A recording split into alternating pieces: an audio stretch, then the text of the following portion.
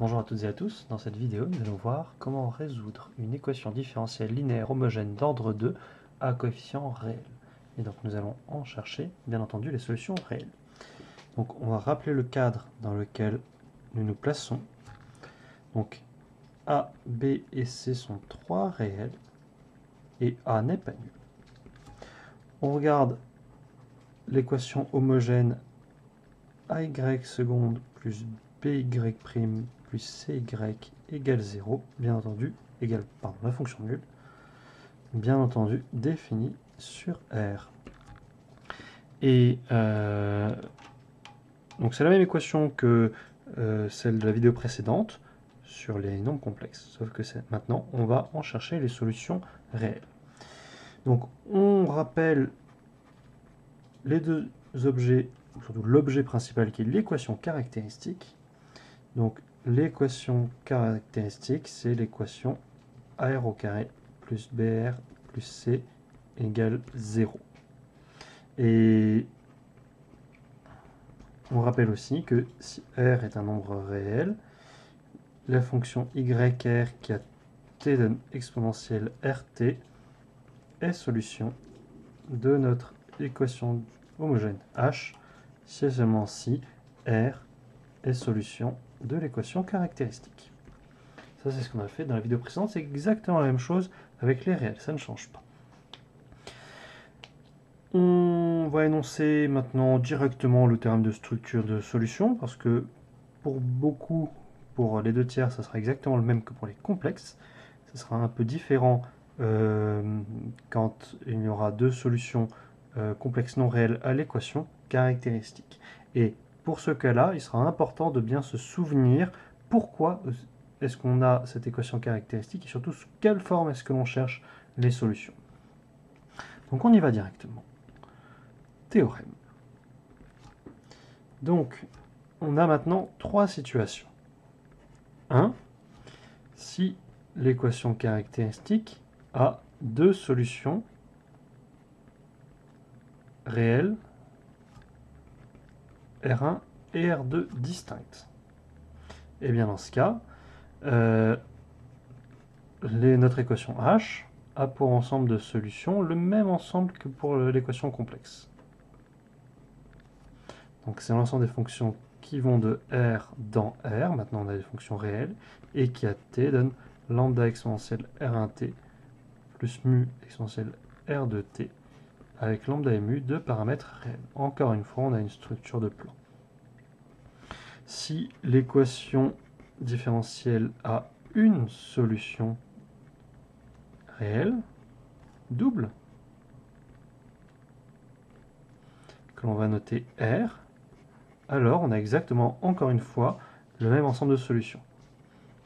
Donc, ça a pour ensemble deux solutions, l'ensemble des fonctions qui vont de R dans R, et qu'à t donne lambda plus mu fois t exponentielle rt avec lambda et mu, deux paramètres réels. Jusque-là, rien de nouveau, et on pouvait s'en douter, parce que le travail que l'on a fait sur les complexes n'avait pas grand-chose de particulier au complexe. On travaillait juste avec des solutions d'équations d'ordre 2, d'équations polynomiales. Maintenant, on a un troisième cas. C'est dans le cas où notre équation caractéristique a deux solutions complexes non réelles. Comme l'équation caractéristique est à coefficient réel, nous savons que ces deux solutions sont conjuguées l'une avec l'autre. Donc si l'équation caractéristique a deux solutions non réelles, donc que l'on va noter alpha plus i oméga et alpha moins i oméga. Donc alpha 1 réel et oméga 1 réel non nul. Eh bien, on va avoir maintenant une nouvelle forme pour l'ensemble des solutions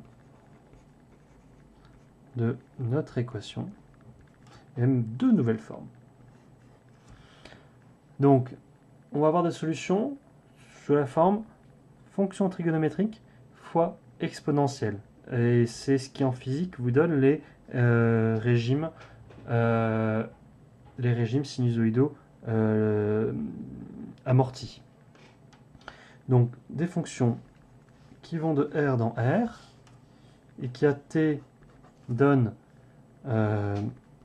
lambda fois 1 cosinus de pulsation oméga exponentielle alpha t plus mu fois 1 sinus de la même pulsation fois exponentielle alpha t avec lambda et mu, deux paramètres réels. Et on va montrer qu'on peut aussi écrire ceci sous la forme t donne une amplitude A fois 1 cosinus de pulsation oméga, mais déphasé avec une phase de phi fois exponentielle alpha t. Et maintenant, A sera un réel positif, et puis phi, une phase, on peut la prendre dans n'importe quel intervalle de longueur de pi, on peut par exemple la prendre entre moins pi et pi. On va démontrer ceci. Alors, en maths, nous, on préférera la première forme, souvent. En physique, vous préférerez plutôt écrire les solutions sous la deuxième forme. Les deux sont bien entendu vrais. Donc, on démontre. Alors,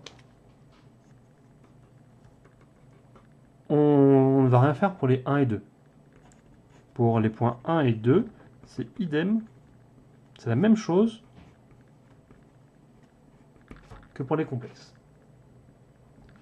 Ce qu'il nous faut faire, c'est montrer le point 3.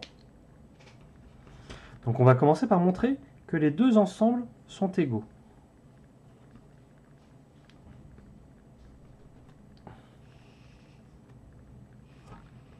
On montre que ces deux ensembles sont égaux. Donc celui-là et celui-ci. Donc ça, c'est vraiment très simple.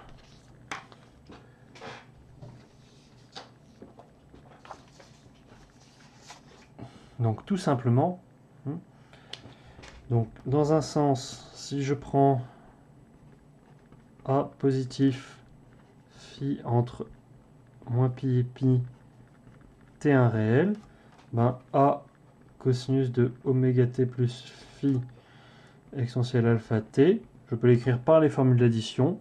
A cosinus de phi cosinus de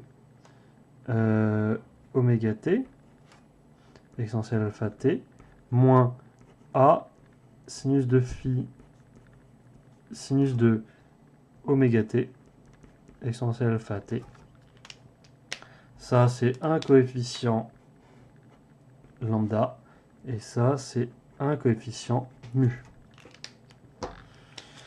Donc une fonction de cette forme avec amplitude fois un cosinus déphasé fois exponentielle alpha t, c'est bien une fonction de la forme constante fois cosinus oméga t exponentielle alpha t plus une deuxième constante, d'ailleurs j'aurais dû mettre le moins dans le mu,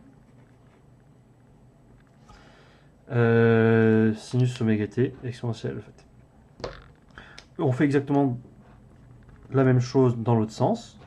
Donc si je prends lambda et mu de réel, t1 réel, alors il faut discuter du cas où lambda et mu sont nuls. C'est lambda égale mu égale 0. Donc avec a égale 0 et phi quelconque, on a bien 0 égale lambda fois cosinus oméga t exponentielle alpha t plus mu sinus de oméga t exponentielle alpha t. Et ça fait bien a cosinus de oméga t plus phi exponentielle alpha t. Rien à dire. C'est surtout sinon. Bien sinon, on sait que si lambda ou mu ne sont pas nuls, on a lambda carré plus mu carré qui est strictement positif. Donc je peux dire avec a égale racine carrée de lambda carré plus mu carré, qui est bien strictement positif, ben, je peux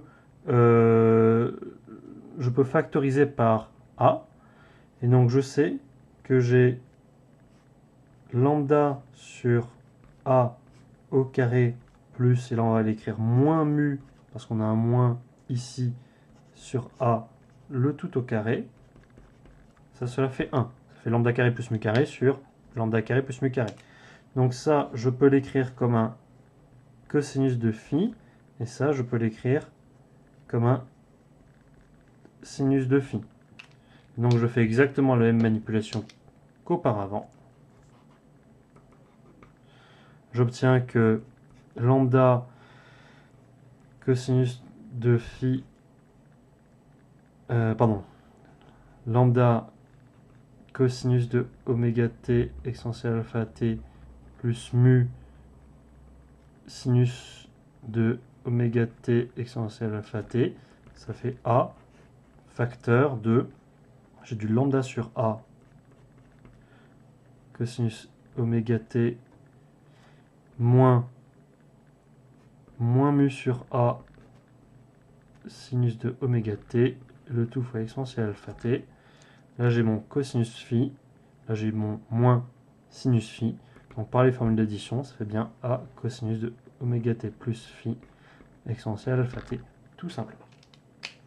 Donc les deux formes sont bien équivalentes et on peut travailler avec l'une ou l'autre indifféremment. Alors maintenant, l'objectif est de montrer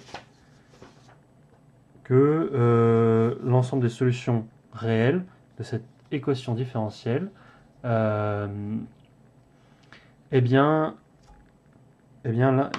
cet ensemble ou celui-là. Et justement, on va travailler avec les deux formes. On va procéder par analyse synthèse. Donc, je vais prendre y qui va de R dans R, solution de notre équation homogène. Et une remarque, c'est que comme y est solution réelle, y est solution complexe.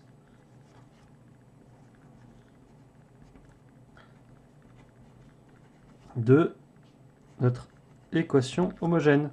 Et l'équation caractéristique a deux solutions complexes distinctes. Donc on peut réutiliser ce que l'on sait du cours sur les solutions complexes d'une équation différentielle. Donc on sait qu'il existe lambda et mu deux complexes tels que pour tout réel t, y de t égale lambda exponentielle alpha plus i oméga fois t plus mu exponentielle alpha moins i oméga fois t. Il va falloir dire quelque chose sur lambda et mu. Donc vu que ce que l'on a écrit ici est vrai pour tout t, on va tester. On va tester d'abord en 0. Donc pour t égale 0, ça donne y de 0 égale lambda plus mu. Et ça, c'est un réel, parce qu'on sait que y est une fonction réelle. On va aussi tester, pour jouer avec ceci, donc on va tester en pi sur 2 oméga, pour avoir un exponentiel i pi sur 2. Donc pour t égale pi sur 2 oméga, c'est bien licite parce qu'on est bien oméga différent de 0. On a que y de pi sur 2 oméga, donc on va avoir un exponentiel alpha pi sur 2 oméga t, et surtout on va avoir un alpha i pi sur 2, on va avoir un lambda fois exponentiel i pi sur 2, et un mu exponentiel moins i pi sur 2. Donc on va avoir un lambda i moins i mu. Donc un lambda moins mu fois i fois exponentielle alpha pi sur 2 oméga. Et ça, c'est aussi un réel. Alors qu'est-ce que cela nous dit? La première ligne nous dit que la partie imaginaire de lambda plus mu est nulle. Donc la partie imaginaire de lambda, c'est moins la partie imaginaire de mu.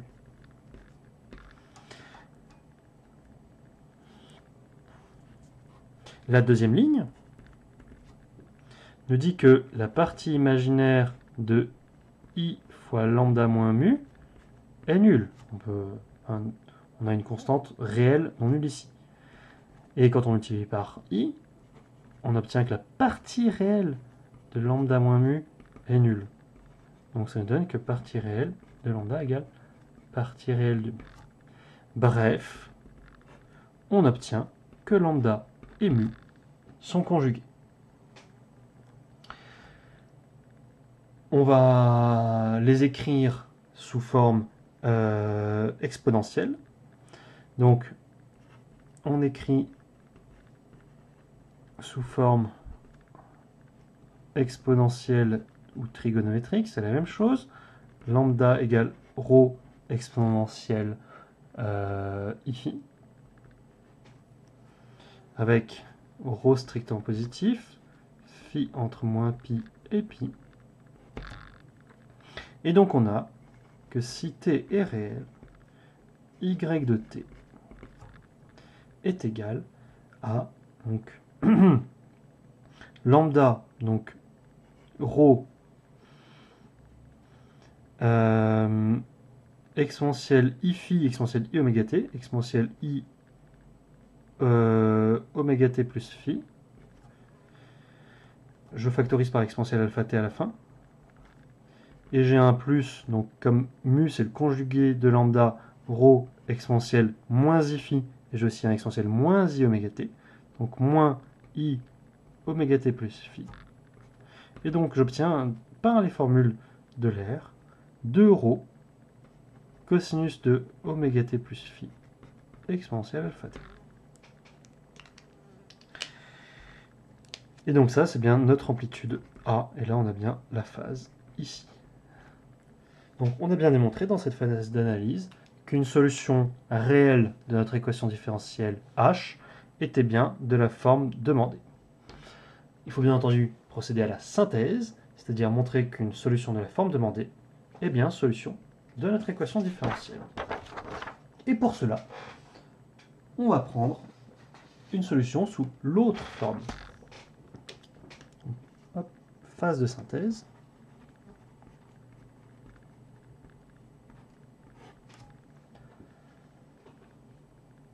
Si je prends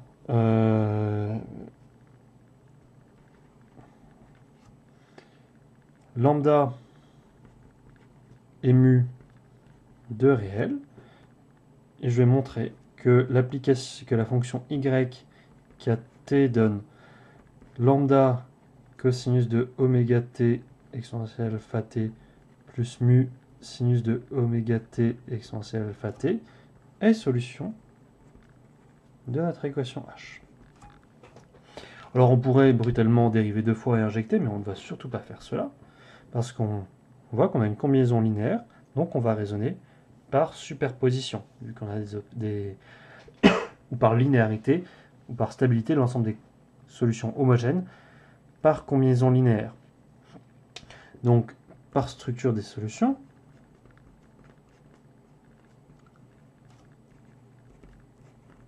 homogènes, il suffit de montrer que la fonction yc qui a t donne cosinus de oméga t exponentielle alpha t, et la fonction ys qui a t donne sinus de oméga t exponentielle alpha t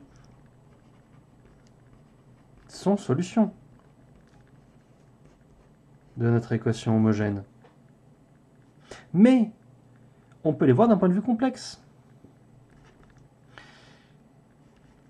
Yc, c'est la fonction qui a t donne 1 demi, donc cosinus oméga t, on l'écrit 1 demi de exponentielle i oméga t plus exponentielle moins i oméga t, donc exponentielle i oméga t, alpha plus i oméga t plus exponentielle alpha moins i oméga t. Et puis ys, c'est la fonction qui a t donne 1 sur 2i, et la même chose avec un moins. J'ai du alpha moins i oméga t moins exponentielle alpha moins i oméga t. Mais maintenant, nous savons que ceci, par le théorème de résolution complexe, bah, ce sont bien des solutions complexes, mais réelles aussi.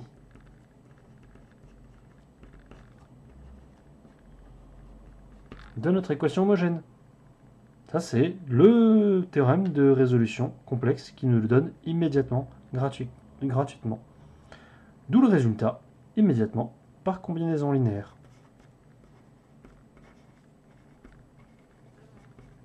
Fort heureusement, pour la synthèse, nous n'avions pas beaucoup de travail à faire. Donc voilà pour ce théorème. Alors, pour se rappeler de la forme des solutions réelles, c'est parfois ça qui est difficile. Hein. Ce qu'il faut bien se rappeler, c'est que on a cherché... d'où est-ce que l'on est parti? D'où vient l'équation caractéristique? C'est que l'on a cherché les solutions sous la forme exponentielle RT. Et donc, quand on a R égale alpha plus I oméga, exponentielle RT, ça nous fait du exponentielle I oméga t fois exponentielle alpha t. Et donc, c'est de ce I oméga t que viennent cosinus de oméga t, sinus de oméga t. Donc, pour ne pas se tromper dans cet ensemble de solutions réelles ici, mon conseil est juste et surtout de se rappeler de ceci. C'est on cherche des solutions sous la forme exponentielle de RT. C'est ce R sur lequel on écrit l'équation caractéristique. Et donc quand on a R égale alpha plus I oméga, on obtient quelque chose comme ça. Donc là on a les coefficients trigonométriques, les fonctions trigonométriques qui arrivent. Et là on a notre exponentielle. On peut donner deux exemples simples, parmi les plus courants. D'abord l'équation y seconde égale y, ou y seconde moins y égale 0. Je vous laisse mettre en pause et écrire l'équation caractéristique.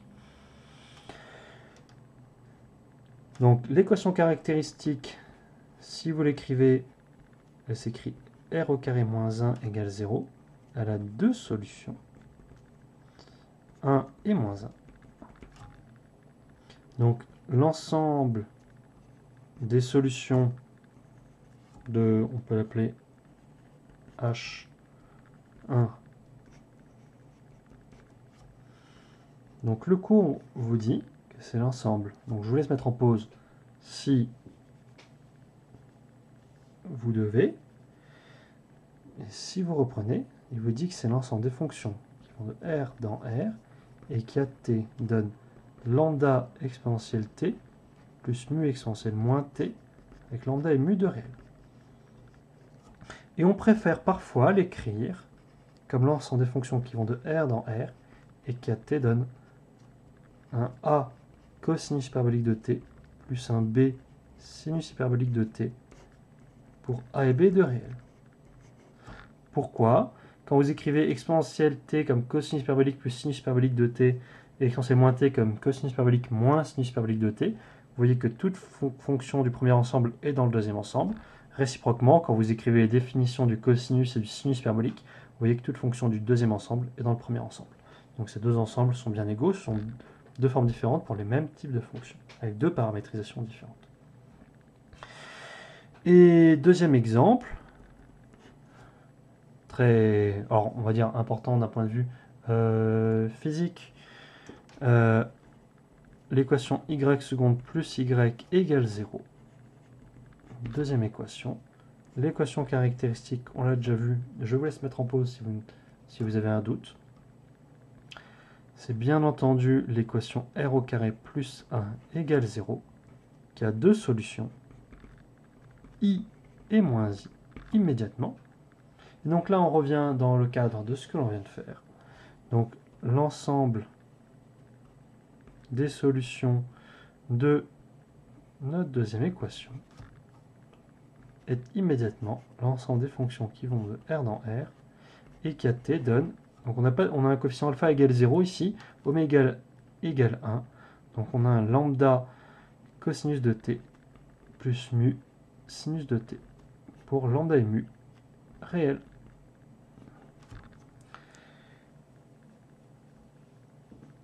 Et puis voilà. Alors que nous manque-t-il? Il nous manque surtout des méthodes pour trouver des seconds membres particuliers. Pour trouver, pardon, pour trouver des solutions particulières dans une équation différentielle quand on a un second membre. Et cela, vous n'aurez pas de méthode générale, même si vous avez bien regardé ce qui se passe, la méthode de variation de la constante donne des idées pour procéder, mais c'est quelque chose d'assez lourd. Donc au programme, vous aurez juste des sortes de méthodes pour traiter quelques cas particuliers pour des seconds membres de forme bien définie, c'est-à-dire quand c'est la forme polynôme fois exponentielle. Nous ferons ça en classe parce que c'est surtout de la méthodologie. Et donc voilà pour les équations différentielles de première année. Vous en retrouverez bien entendu en deuxième année.